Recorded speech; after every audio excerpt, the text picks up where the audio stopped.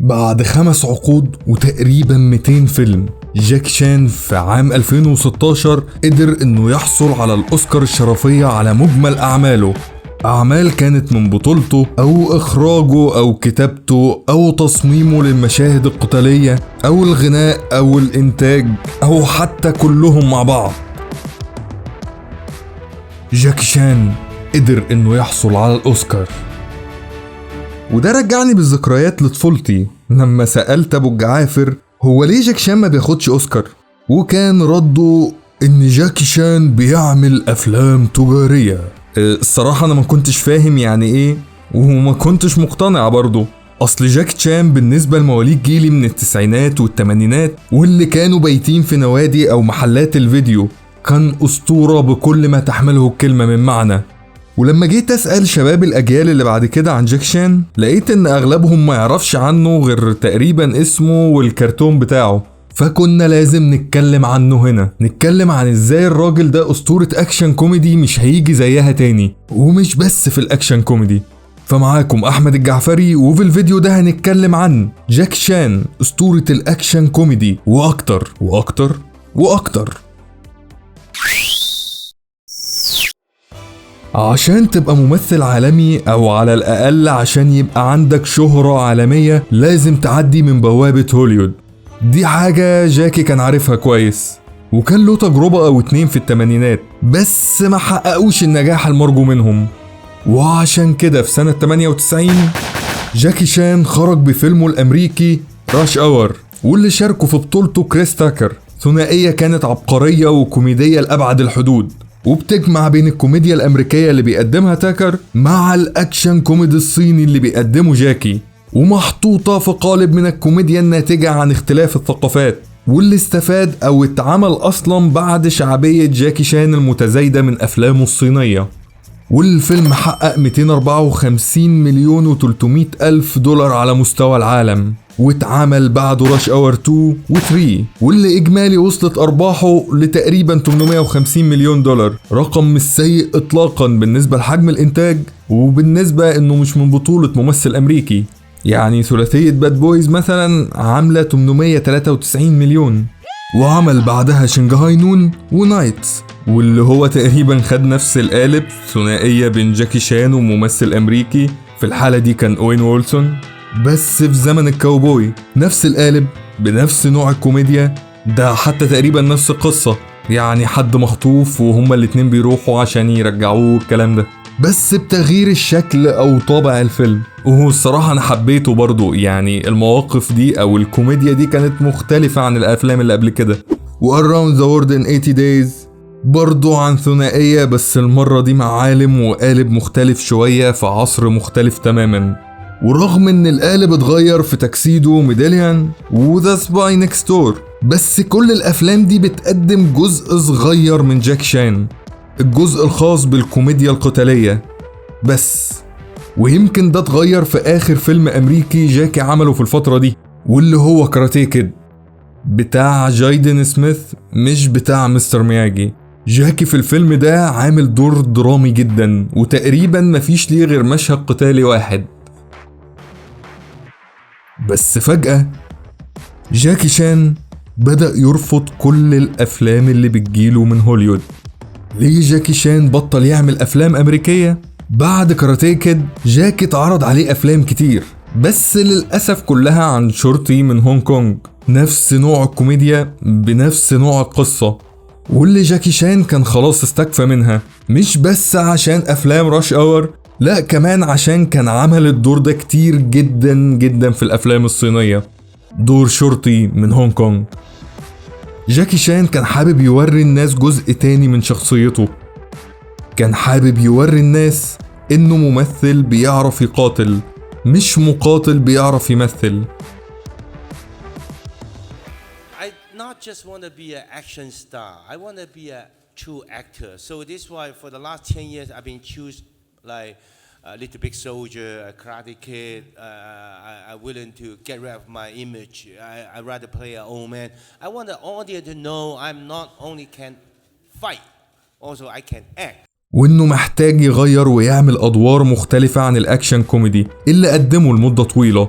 أفلام زي ليتل بيج سولجر، أو فيلم حربي زي 1911 وشينجوكو انسيدنت، واللي فيه جاكي شان الراجل الصيني البسيط بيروح فيه لليابان ويقع في صدام مع العصابات اليابانية. وده تقريبا أقرب حاجة جاكي شان عملها لدور الراجل الشرير أو للجانب المظلم، يعني مستر نايس جاي كلنا عارفين. أو فيلم زي ذا فورنر، واللي جاكي شان قدم فيه مشاهد رائعة جدا بجانب مشاهد الأكشن، واللي كان فيلم أمريكي بالمناسبة. والغريب في الفيلم انه بيقوم بدور اب عنده 60 سنة، والمخرج كان بيطلب منه انه يحاول يكون ابطأ لان مفيش حد عنده 60 سنة بيتحرك بالسرعة دي. The director said no, we use the real things. You are not Jackie Chan. Sometimes when I create all the action sequence, I jump over the sofa, roll over. No, too fast. Slow down. You are not Jackie Chan. Okay. بس جاكي في الحقيقة كان عنده 63 سنة وقتها، وده المبهر ان جاكي شان قادر انه يقدم مشاهد درامية بالقوة دي.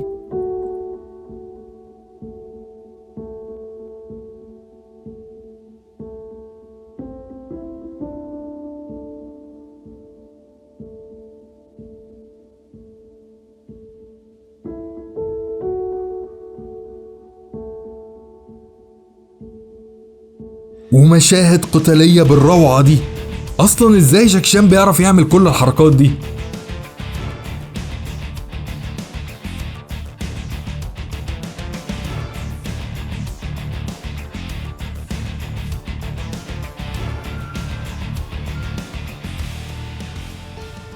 ازاي جاكي شان بقى جاكي شان؟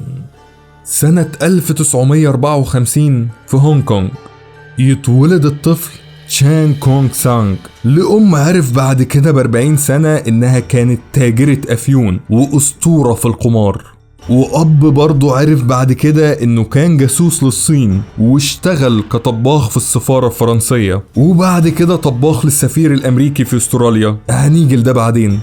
أهل تشان كونغ سانغ واللي عرف بعد كده بجاكي دخلوه أكاديمية الأوبرا الصينية من وهو عنده 6 سنين. بس الأوبرا الصينية مختلفة شوية عن الأوبرا العادية اللي احنا عارفينها. يعني في الأوبرا العادية ممكن يغنوا أو يمثلوا أو حتى يرقصوا، أما الأوبرا الصينية بقى فهم برضو بيمثلوا وبيغنوا وممكن يرقصوا، بس الأساسي فيها هي المشاهد القتالية، حركات قتالية استعراضية واستخدام للأسلحة ومشاهد خطرة، وكل ده بيتعمل على المسرح. وده بيفسر ليه جاكي شان بيقاتل على رتم معين، لأن ده اللي بيحصل في الأوبرا، الحركات بتتعمل مع الموسيقى. وبرضه بيفسر ليه جاكي شان بيعرف يغني وله ألبوماته وأغاني أفلام بصوته، وكمان ليه جاكي شان بيعرف يمثل مش بس يقاتل. وفوق كل ده بيوضح ازاي جاكي شان اتعلم الفنون القتالية، وازاي اشتغل بعد كده كستانت مان او يعني مؤدي للمشاهد الخطرة، او بمعنى تاني الناس اللي بتتضرب في الافلام الصينية، وازاي كان متعود على الاسلحة والمشاهد الخطرة. وعشان نفهم اكتر يعني ايه ممثل متمرس في الفنون القتالية واعمال الستانت او المشاهد الخطرة، والفرق بينه وبين الممثل اللي مش كده، مفيش اوضح من المثال ده من فيلم كونغ فو هاسل، واللي مش فيلم الجاكي شان بالمناسبة. الممثل المقاتل اختصارا هتلاقيه بيعمل الحركة كأنها حقيقية، وبيعرف يوقف فين وامتى، بيحسسك ان الضربة حقيقية بس هي في الحقيقة مش بنفس القوة اللي بتبدو عليها لينا. في حين ان الممثل اللي مش مقاتل لقطاته القتالية بتبقى حاجة كده اشبه بالمصارعة الحرة، عادي جدا تلاقيه بيضرب الهوا او واضح انه مضربش اصلا والممثل اللي قدامه بيطير، عكس الممثل المتمرس في الفنون القتالية.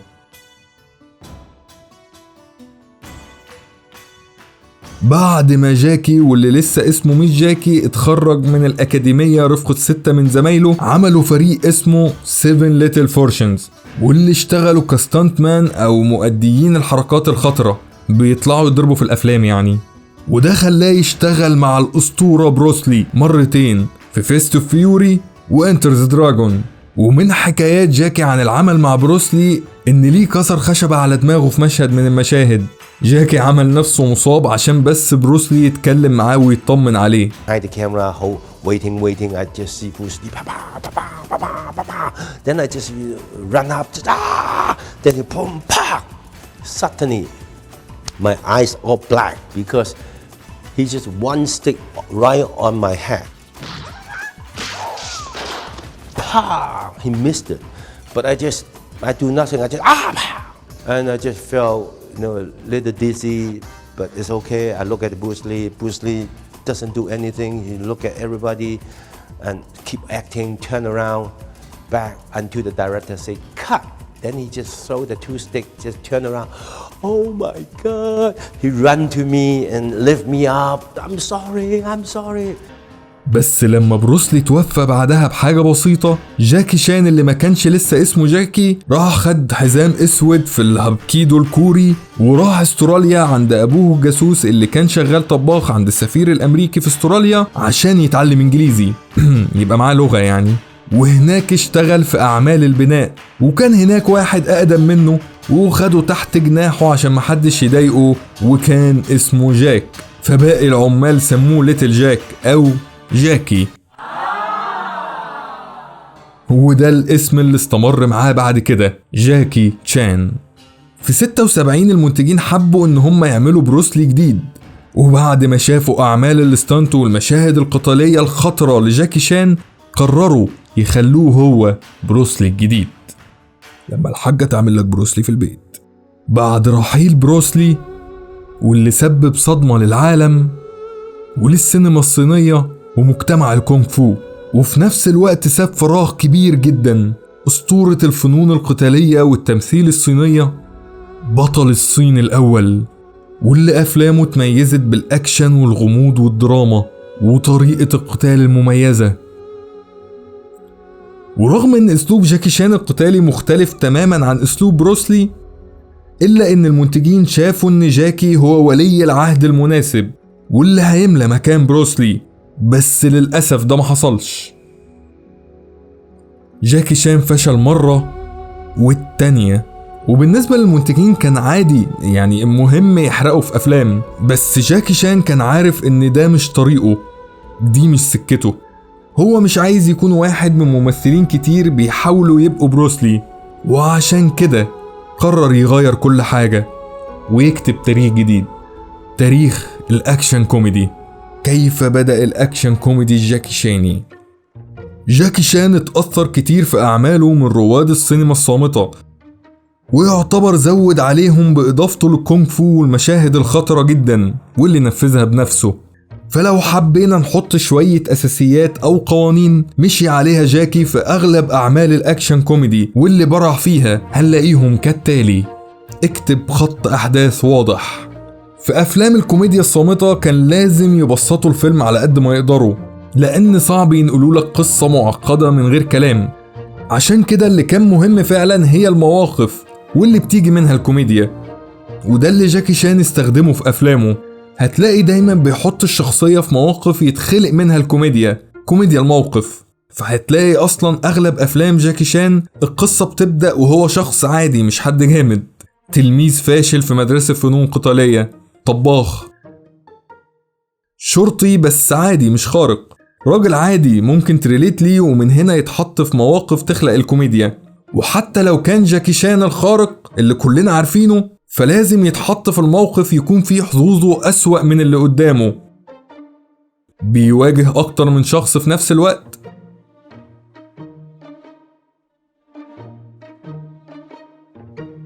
في قنبلة في بقه، بيحاول يحمي حد، يحمي حاجة، يقاتل حافي، سكران لا الحقيقة كلنا عارفين ان جاكي حظوظه اكتر وهو سكران. المهم يبدأ من موقف سيء لحد ما بذكاء يقدر يقاتل ويخرج منتصر. 2. استخدم اي حاجة حواليك، وبما انه الطرف الاضعف او الاقل حظا فهو محتاج يقاتل بذكاء، يقاتل بأي حاجة حواليه. ودي من أشهر الحاجات اللي بيعملها جاكي شان، إنه يقاتل حرفيا بأي حاجة موجودة في المشهد. ممكن يقاتل بطاسة تيفال، سلم،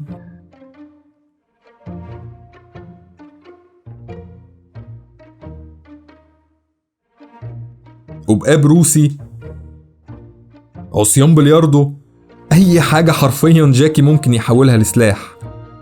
وما تستغربش لو قلتلك إن دي مش حاجة جديدة، دي حاجة كانت بتستخدم من أيام الكوميديا الصامتة، وهي إنهم ياخدوا حاجة عادية جدا ويطلعوا منها النكتة، الحاجة المفاجأة اللي ممكن تضحكك. بس جاكي خد الموضوع لليفل تاني، وهو إنه مش بس بيعمل استخدام جديد للحاجات العادية اللي موجودة في يومنا سواء بيستخدمها في القتال أو الكوميديا، لا هو كمان بيصمم بيها مشاهد قتالية كاملة. ورغم إن نسبة الخطأ والإصابات بتزيد، إلا إنها بتخلق مشاهد أيقونية مميزة لجاكي شان، مشاهد ممكن ترجع تشوفها لوحدها، مش شرط تشوف الفيلم كله. وطبعا كمية كوميديا مش طبيعية. 3. أعمل المشهد بجد. وكلامنا عن نسب الخطأ والإصابات ياخدنا للنقطة الثالثة، وهي إن عشان تعمل مشهد زي جاكي شان محتاج يكون عندك صبر خرافي، مش بس مهارات خرافية. فأنت مضطر تعيد الحركة مرة ورا التانية لحد ما تظبط. وفي أفلام جاكي شان الصينية جاكي بيقدر ينفذ حاجات كتير براحته ويعيد المشهد 120 مرة لحد ما يظبط، لأنه مدعوم من استوديو الإنتاج والمخرج. بس في الأفلام الأمريكية واللي الفلوس والميزانية فيهم بيفرقوا جدا، دي حاجة ما بيقدرش يعملها بنفس الطريقة. 4. المشاهد الخطرة. عايز تبقى جاكي شان؟ فانت لازم تعمل مشاهدك الخطرة بنفسك، ولازم تبقى خطرة جدا جدا، أخطر حتى من مشاهد السقا وتوم كروز. من الحاجات اللي كانت مميزة في أفلام الكوميديا الصامتة هي المشاهد الخطرة. بس برغم ان في مشاهد كتير كانوا بيعملوها بجد، الا ان المشاهد اللي كان فيها خطورة حقيقية كانوا بيستعينوا فيها بخدع بصرية بسيطة وذكية. ورواد السايلنت كوميدي تقدر تقول ان هم تشارلي شابلن وباستر كيتون وهارولد لويد. وجاكي في فيلم بروجكت ايه سنة 83، الفيلم اللي من بطولته وشارك في كتابته واخراجه، وفي مشهد واحد مدته 3 دقايق عمل شاوت اوت كده للتلاتة دول. نام على التروس زي شابلن في مودرن تايمز، وتشعلق في الساعة زي لويد من سيفتي لاست، ووقع على 3 مظلات أو تندات زي كيتون من 3 ايجز. حاجة رائعة طبعا. بس لما ترجع لطريقة تنفيذ كل لقطة خطرة من دول، هتلاقي ان لويد استخدم خدعة بصرية عكس جاكي اللي كان متشعلق بجد. وهتلاقي باستن رغم ان المشهد متنفذ بجد بس اتقص على 3 مرات او اكتر. بس جاكي الكادر موضح لحظة الوقعة وكمان الاصطدامات ال3 ولحظة الارتطام بالارض. ومش بس كده، ده كررها اكتر من مرة رغم صعوبتها ورغم ان رقبته كانت هتتكسر، ومطلوب منه بعد الوقعة دي ومن غير كات انه يقوم يكمل تمثيل. هو باين انه مرهق شوية بس يعني ده عادي، ده جاكي شان. مشكلة ان تأدية المشاهد الخطرة دي خلت جاكي شان عرضة للموت في كل فيلم. اخطرهم ان حصل له كسر في الجمجمة ومتركب له جزء بلاستيك في دماغه. I've heard that you have a hole in your head from one of your stunts. Is that true? You know, I fall like this, both fall like this. Right. Just tiny punch, boom, and the hole's here. You had a hole in your head. 2 fingers. 2 fingers? Yeah. Take these 2 fingers. I'm bowling with Jackie Chan. Oh my God! Yes! غير بقى عدد كبير من الكسور والحروق والإصابات في كل حتة في جسمه، اللي هو انت ازاي لسه حي اصلا بعد كل الافلام دي؟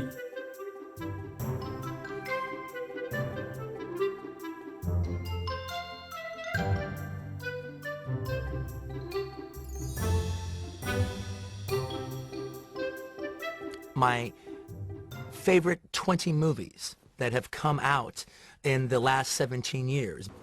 Number 16 would be the Jackie Chan film Police Story 3, also known as Super Cop, directed by Stanley Tong, a movie that I think actually probably contains the greatest stunts, and that's even including Buster Keaton, the greatest stunts ever filmed in any movie ever. 5. ادمج المشاهد القتالية بالكوميديا البصرية. والضرب في أي فيلم كونغ فو البطل لما بيتضرب يا إما بتكون ضربة خفيفة ملهاش تأثير يذكر أو لحظة درامية جدا، وبالذات قبل جاكي مثلا بروسلي دايما كان جد ودايما الضرب فني لأبعد الحدود، وأهم حاجة يبان تأثيره وقوته على الكاميرا. بس جاكي مختلف. Why don't we change everything opposite Bruce Lee? When Bruce Lee kick high, I kick low. When Bruce Lee after punch, I do ow. No, just like normal human being. جاكي بيتعرض للضرب طول الوقت، ومن هنا بتيجي أغلب الكوميديا من تعرض جاكي للإيذاء. أي نوع من الحاجات اللي تخليك تشوف الرياكشنات دي على وشه.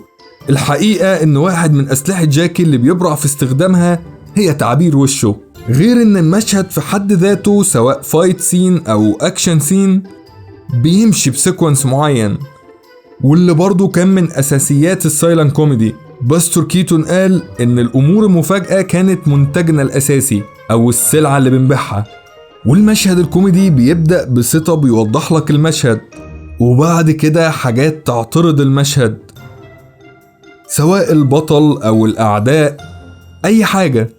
المهم سلسلة من الأفعال تحصل بعد كده المفاجأة النهائية، وممكن تطبق ده على أي فيلم سايلنت كوميدي أو أي مشهد كوميدي لجاكي شان. سيت اب، اعتراضات، مفاجأة. يعني مثلا المشهد ده السيت اب ان ده مصنع صمغ لصيد الفئران، الاعتراضات او سلسلة الافعال ان جاكي واعدائه يتقاتلوا على الصمغ ده، والمفاجأة لا بلاش المفاجأة دي، يعني نشوف مثال تاني. ولما تخلط ده بالفنون القتالية الخاصة بجاكي شان واللي هو متقنها طبعا، مبروك عندك مشهد اكشن كوميدي جاكي شاني. بس لحظة واحدة، لو حاولنا نقارن بين افلام جاكي شان الامريكية وافلامه الصينية هتشوف ان في اختلافات كتير. يعني من شوية اتكلمنا عن عدد اللقطات اللي جاكي شان بيعيدها عشان المشهد يطلع بيرفكت، بس لسه في حاجات تانية. 6. اصنع الفيلم على طريقة جاكي شان الصينية، الإيديتينج. أول حاجة هتلاحظها هي الإيديتينج أو المونتاج أو الكتات.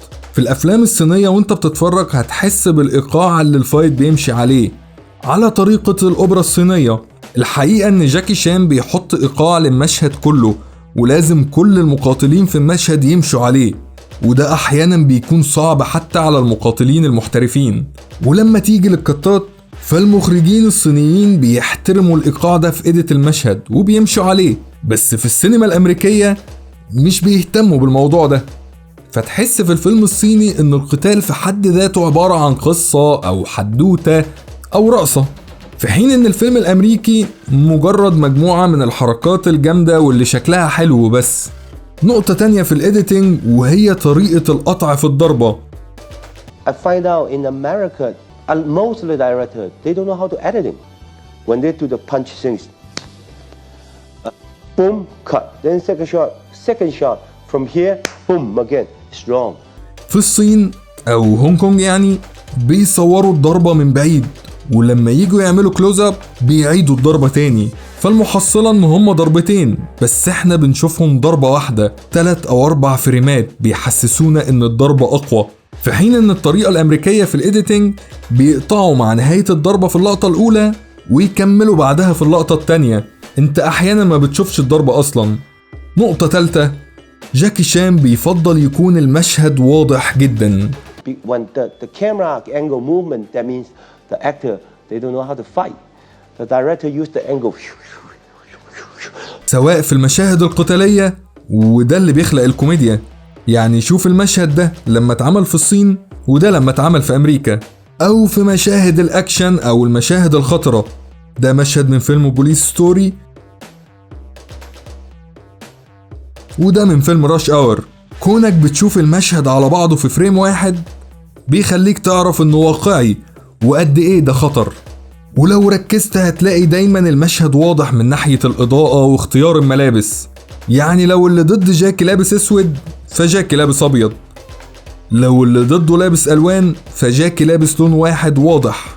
اغلب او كل الاوقات المكان منور، او على الاقل قادر تميز القتال بالكامل. واخر حاجة عشان تعرف تعمل الاكشن كوميدي الجاكي شاني انك تبتسم طول الوقت زي مستر نايس جاي. وبكده تبقى خلصت حلقتنا عن الرائع جاكي شان. اتمنى انها تكون عجبتكم. وانا بجمع المعلومات للفيديو ده شفت افلام كتير لجاكي شان تاني وافلام كتير لاول مرة، والصراحة استمتعت جدا وانا شغال عليها، وشفت برضو فيديوهات كتير على اليوتيوب استفدت منها في كتابة الحلقة، فهسيبها لكم في الديسكريبشن لو حابين تشوفوها، مع الفيلم الوثائقي اللي جاكي بيتكلم فيه عن اكتشافه حقيقة والده الجاسوس وحاجات من دي، يعني لو حد حابب يشوفهم. ولو حابين نتناقش عن اي حاجة بتدور في القناة هنا فهتلاقي لينكات السوشيال ميديا في الديسكريبشن برضو، او ممكن نتكلم في الكومنتات تحت. فشكرا ليك صديقي الرائع لو كملت الحلقة لحد هنا، وكان معكم الرائع دائما أحمد الجعفري من قناة الجعة. سلام.